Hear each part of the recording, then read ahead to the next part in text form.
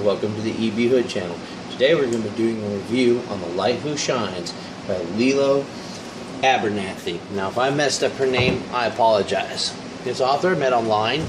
She's helped me out a lot on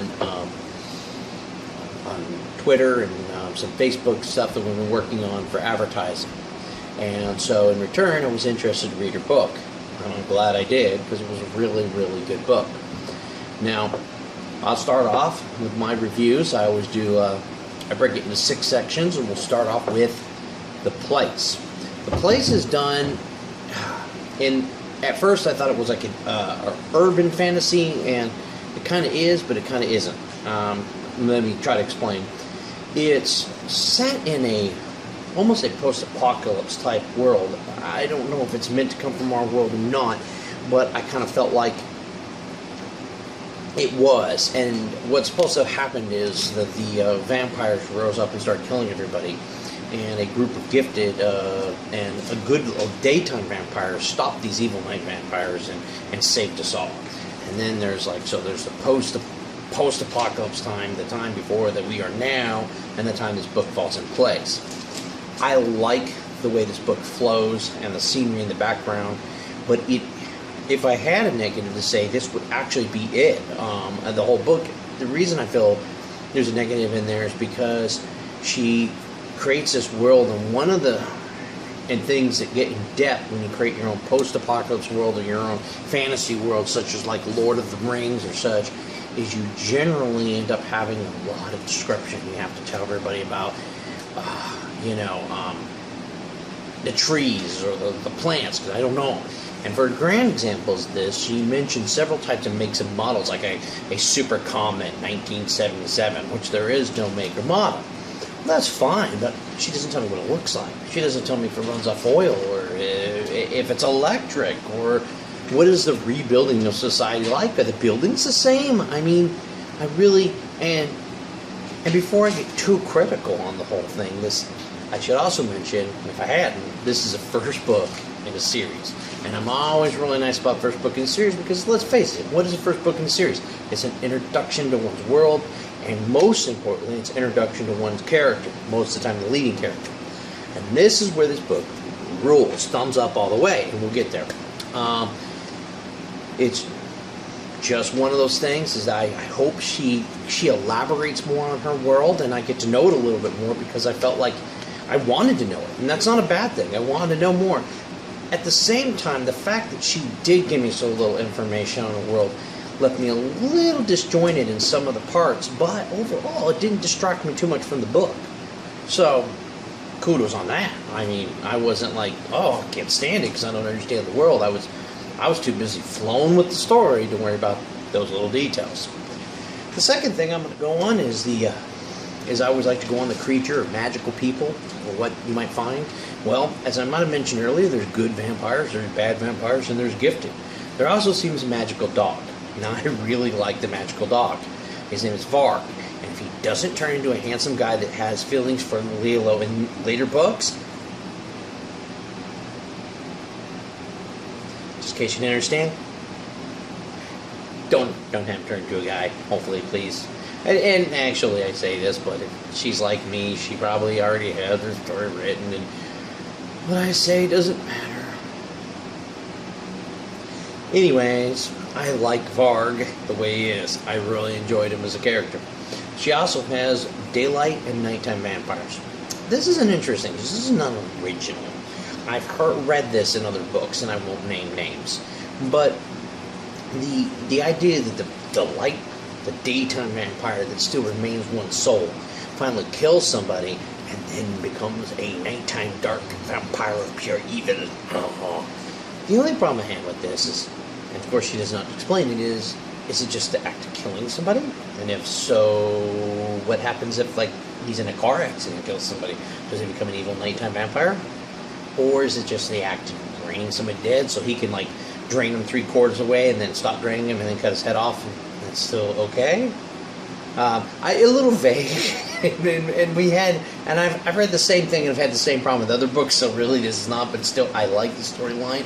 I totally like making subcategories of vampires and keeping to some of the original roots and making it not all size fits all, that there's actually different types of vampires. I like the idea.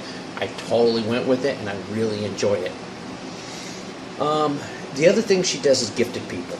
And gifted people are people with magic abilities, obviously, and some have like the gift of fire, and some have like the gift of the main lead character. She can see spirits and such. Interesting side note. She mentions magical items, quite a few in there. There seem to be some key points in her book, but she doesn't mention how they create it. It seems that the gifted people have a singular gift.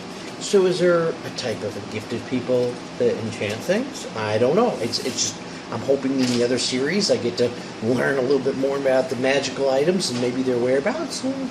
Maybe not. But that's one of my questions. Okay, the characters of the book are awesome. He really does an amazing job with her arc of characters. I really enjoy the main lead. Finally, a female character that's strong, but yet doesn't come off like a total butch, I don't need men with no... She's feminine. I mean, I really enjoyed the lead character because I thought when I read about her, she still reminded me of a woman, but yet not one that was like, help me, but yet one that was able to take some help and not act like it destroyed her womanhood. And I also kudos on the lead character, Jack. Once again, he was a vampire 500 years, and he reminded me of a man. He didn't have to be like macho man and talk about women and be pig. But at the same time, he wasn't like a girl. So he was really a man, and he was a really enjoyable character on the book, and I really enjoyed him as a lead. Those two characters, the main characters of the book, and the strongest, but don't let it think that it has weak side characters, because it does not.